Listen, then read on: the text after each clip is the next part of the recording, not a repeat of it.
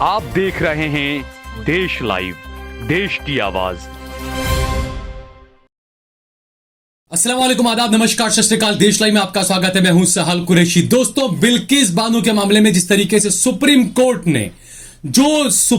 Court की तरफ से फैसला आया कि बिल्किस बानो का बलात्कार करने वाले और उसके परिवार के 6-7 लोगों की हत्या करने वाले हत्यारे, जिन्हें गुजरात सरकार ने रिहा कर दिया था, सुप्रीम कोर्ट ने कहा कि 2 हफ्ते के अंदर वापस से जो है वो उनको जमा किया जाए, सरेंडर करें वो लोग। लेकिन इस वक्त सबसे बड़ी खबर गुजरात से आ रही है कि ये तमाम 11 जो कसूरवार थे, सुप्रीम कोर्ट का फैसला आते ही ये तमाम 11 कसूरवार अपने घरों में ताले लगा लगाकर अपने परिवार के साथ अपना घर बार गांव छोड़कर कहीं भाग चुके हैं। अब इसके लिए जिम्मेदार कौन? दोस्तों, पहले ये कहा जा रहा है, जो आसपास के लोग हैं, गांव के लोग, उन्होंने कहा कि जब सुप्रीम कोर्ट का फैसला आया इन 11 लोगों को वापस से सरेंडर करने का, उससे पहले तक ये सभी लोग अपने घरों में रह रहे थे, अपने अपने परिवार के साथ रह रहे थे। लेकिन जैसे ही सुप्रीम कोर्ट का फैसला आया, ये तमाम 11 लोग अपने घरों में ताले लगा लगाकर वहां से भाग गए, रफू चक्कर हो गए। अब इसके लिए जिम्मेदार कौन? क्या गुजरात के मुख्यमंत्री से सवाल नहीं पूछा जाना चाहिए? क्या गुजरात के गृह मंत्री से सवाल नहीं पूछा जाना चाहिए? क्या देश के गृह मंत्री अमित शाह से सवाल नहीं पूछा जाना चाहिए? क्योंकि उनका ताल्लुक तो खुद गुजरात से है और गुजरात की आईपीएस लॉबी को प्रधानमंत्री और देश के गृह मंत्री तो बहुत करीबी से, बहुत अच्छे तरीके से जानते हैं। तो आखिरकार ये 11 लोग फरार हो कैसे गए? इसके लिए जिम्मेदार कौन है? आपको बता दें कि 21 जनवरी 2008 को सीबीआई की स्पेशल कोर्ट ने इन 11 लोगों को आजीवन कारावास की सजा सुनाई थी। कब सुनाई थी? 21 जनवरी 2008 को। और उसके बाद ये लोग तकरीबन 15 साल जेल में रहे। लेकिन पिछले साल 15 अगस्त 2022 को जब लाल किले की प्राचीर से प्रधानमंत्री नरेंद्र मोदी बेटी बचाओ बेटी पढ़ाओ के नारे की बात कर रहे थे, नारी सशक्तिकरण की बात कर रहे थे, उसी वक्त उन्हीं की गुजरात की सरकार बिल्किस बानो के बलात्कारियों को, उसके परिवार के हत्यारों को रिहा कर रही थी, आजादी के अमृत काल को मनाते हुए। आप सोचें कि जिसने एक गर्भवती महिला का बलात्कार किया, उसके परिवार के 6 लोगों की हत्या कर दी, उसके 2, 4, 6, 8 महीने की बच्ची, या मेरे ख्याल से 1 साल की बच्ची, उसकी बच्ची को पत्थर से कुचल कर, पटक पटक कर उसकी हत्या कर दी। ऐसा जघन्य अपराध करने वालों को आखिरकार गुजरात सरकार ने माफी दे दी। और वो भी कब माफी दी? 15 अगस्त के दिन, आजादी का अमृतकाल मनाते हुए, जिस वक्त नरेंद्र मोदी बड़ी बड़ी भाषणबाजी कर रहे थे लाल किले से, बेटी बचाओ बेटी पढ़ाओ, नारी सशक्तिकरण, ये तमाम चीजें। तो ये इनकी कथनी और करनी में अंतर कितना है, ये पूरा देश देख रहा है। और जब हरेन पंड्या की हत्या हुई थी, उसके जो आरोपी थे उनको कोर्ट ने रिहा कर दिया था। लेकिन फौरन गुजरात सरकार ऊपरी कोर्ट में गई और उसके बाद में कोर्ट ने फैसला किया कि तमाम वो आरोपी जो थे हरेन पंड्या वाले या बंबई माफ कीजिएगा अहमदाबाद ब्लास्ट वाले, उन तमाम को कहा गया कि आप वापस से आ जाइए, भाई आपको वापस से गिरफ्तार करना है। ब्लास्ट वाले नहीं, हरेन पंड्या वाले मामले में थे, सॉरी माफी चाहता हूं। वो तमाम के तमाम आरोपी बहुत इज्जत के साथ मुसलमान थे, सबके सब इस देश के कानून को अपने सराख पर रखकर वापस से उन सब ने सरेंडर कर दिया। एक भी नहीं भागा उनमें से, जो सबके सब वापस से सरेंडर कर दिया उन्होंने। और ये जो अपने आप को राष्ट्रभक्त कहते हैं, भारत माता की इज्जत करने वाले कहते हैं, इन्हें सुप्रीम कोर्ट का कानून और इस देश का कानून इन्हें मंजूर नहीं है। जैसे ही फैसला आया ये सब भाग गए, फरार हो गए। ये राष्ट्रभक्त लोग थे दोस्तों।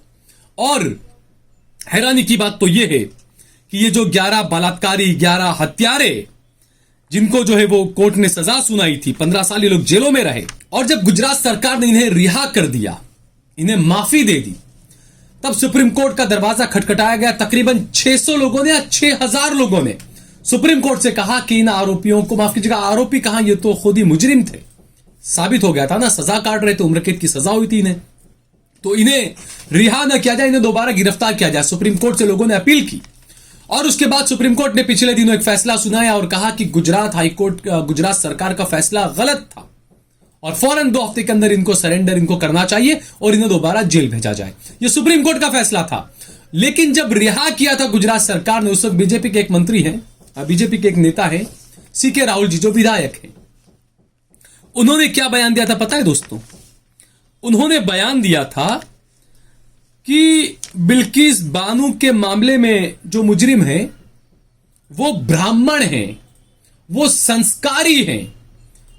और आगे सीके राहुल जी कहते हैं कि 15 साल में जेल से जब रिहा हुए ये, तो वो मुजरिम कसूरवार थे या नहीं ये हमें नहीं पता। ये सीके राहुल जी कह रहे हैं।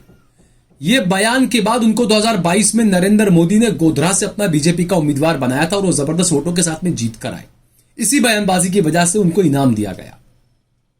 वो ये कह रहे हैं कि ये जो आरोपी थे या जो मुजरिम थे जो 15 साल से जेलों में बंद थे बिल्किस बानो के मामले में, वो पता नहीं वो उन्होंने कांड किया या नहीं किया। ये बीजेपी के एक विधायक कह रहे थे दोस्तों।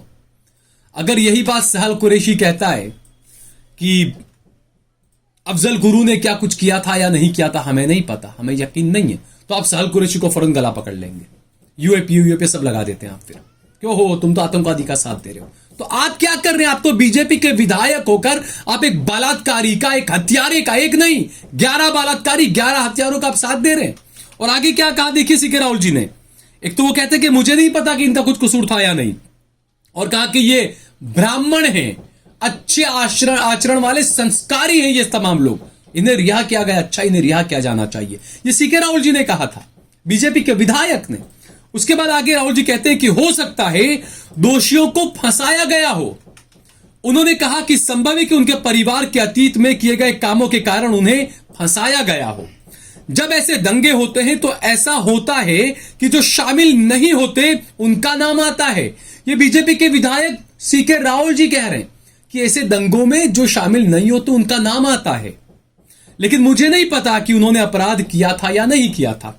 सीके राहुल जी दिल्ली दंगे में दिल्ली की कई सारी कोर्टों ने यह माना कि दिल्ली पुलिस, जो कि गृह मंत्री अमित शाह के अधीन आती है, उस पुलिस ने दिल्ली दंगों के अंदर झूठी मनगढ़ंत कहानियां बनाई और मुसलमान नौजवानों को फंसाया जेलों के अंदर। कोर्ट ने खुद इस बात को माना। पुलिस की थियरी को लात मारकर फेंक दिया कोर्ट ने, कहा कि आपकी तमाम थियरी गलत है, आप मुसलमानों को फंसाने का काम कर रहे हैं। और सीके राहुल जी आप हमें यह बता रहे हैं कि दंगे होते हैं तो ऐसा होता है। बड़ी शर्म की बात है। और अब जो लोग भागे हैं, बलराम मीणा जो है वो दाहोद जेल के सुपरिटेंडेंट है। इसी जेल में इन तमाम 11 लोगों को सरेंडर करना था, आत्मसमर्पण करना था। और उनके माध्यम से पता चला है कि सुप्रीम कोर्ट का आदेश मिलते ही तमाम 11 मुजरिम अपने अपने घरों से भाग गए हैं जो पहले वहां पर रह रहे थे। और हैरानी की बात, जब इन्हें रिहा किया गया आजादी के अमृतकाल के मौके पर, उस वक्त कार्यक्रम का आयोजन किया गया। इन्हें लड्डू खिलाए गए, इनका मुंह मीठा कराया गया, इन्हें हारफूल पहनाए गए, महिमा मंडन किया गया। जैसे मुसलमान लड़की का बलात्कार करके बहुत अच्छा काम किया था इन्होंने, इस तरीके से इनका महिमा मंडन किया। और जब इनका महिमा मंडन किया जा रहा था उस वक्त स्टेज पर बीजेपी के विधायक भी मौजूद थे, शायद मेरे ख्याल में सांसद मौजूद थे, यानी बीजेपी के नेता मौजूद थे, ये तो तय है। वो वीडियो आया, काफी हंगामा मचा उससे। तो ये इनकी कथनी और करनी का अंतर आप देखें। और उनमें से जो ये लोग आए थे बाहर रिहा होकर, उनमें से कई लोगों ने बिल्किस के भाइयों को धमकाने का भी काम किया था। बाहर निकलने के बाद उन्होंने बिल्किस के भाइयों को, कजिनों को, चाचा ज्यादा मामा फूफी के भाई बेटों को धमकाया था इनमें से कुछ लोगों ने। लेकिन पुलिस सोती रही, पुलिस ने कुछ नहीं किया। और गुजरात में ही एक साधु संत बाबा है, पटेल साहब, जिग्नेश पटेल, बम धमाके में उनका नाम था, वो भी रिहा होके बाहर आए और उन पर भी आरोप लगा कि मुसलमानों के खिलाफ वो भी भड़काऊ भाषण और तमाम चीजें कर रहे हैं।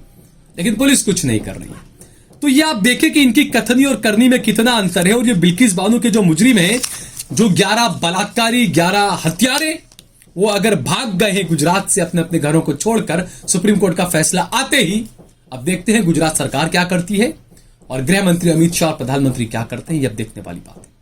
अगर आपको ये वीडियो पसंद आया हो तो इस पर कमेंट करें, इसे लाइक करें, इसे ज्यादा से ज्यादा शेयर करें। अगर आपने हमारा चैनल देश लाइव सब्सक्राइब न किया हो तो हमारा चैनल जरूर सब्सक्राइब करें। सोशल मीडिया के तमाम प्लेटफॉर्म्स पर आप सहल कुरैशी और देश लाइव को जरूर फॉलो करें, सब्सक्राइब करें।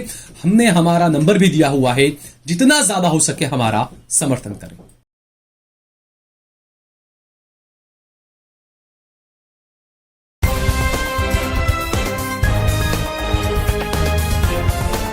देश और दुनिया की तमाम छोटी और बड़ी खबरों के लिए हमारे चैनल को सब्सक्राइब करना न भूलें और बेल का बटन जरूर दबाएं।